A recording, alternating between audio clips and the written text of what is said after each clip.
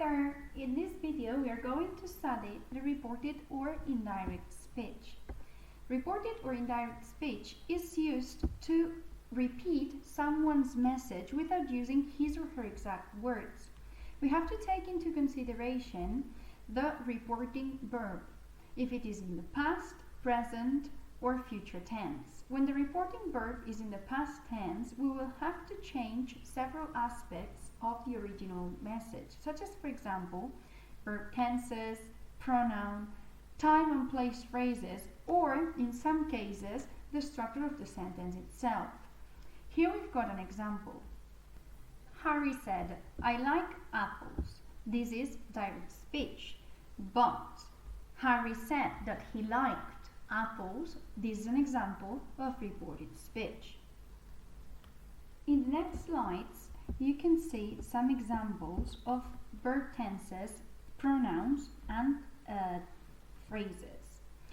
Let's begin by verb changes. As you can see, when the reporting verb is in the past, the verb tense of the main sentence changes into a previous verb tense, that is the one that comes earlier in time. Okay, for example, present simple changes into past simple into past perfect, and there you've got some examples. Okay, have a look at the charts.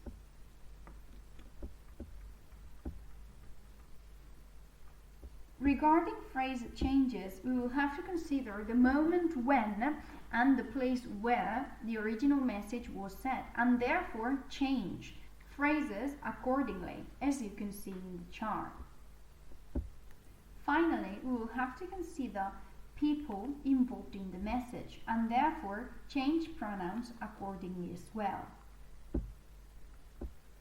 Moving on, we are going to focus into sentence structure. Statements usually follow the same structure in direct and indirect speech, but there are some particularities to be considered. For example, when we're talking about general truths, even though the reporting verb is in the past, the message does not change, as in the example here.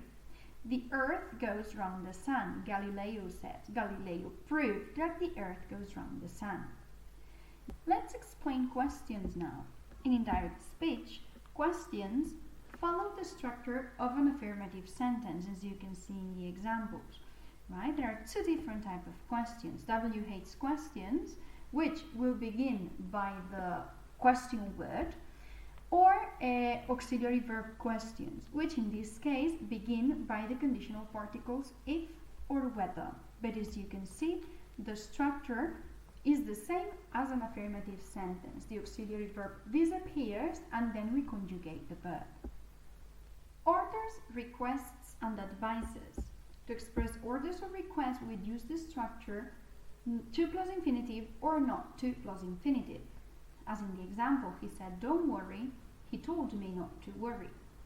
To talk about advices, it would depend on the reporting verb that we use. Remember that if we use suggest, as in the example, it can only be followed by a noun phrase.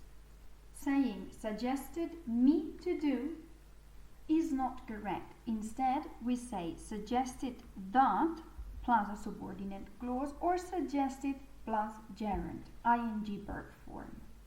Eventually, what happens if the reporting verb is in the present or in the future tense?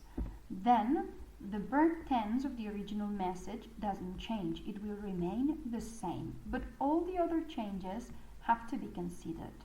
As in the example, she asks, "Will I be on time?" She wonders if she will be on time. This is the end of our video. If you have any question, please feel free to contact me. Thank you very much for your attention.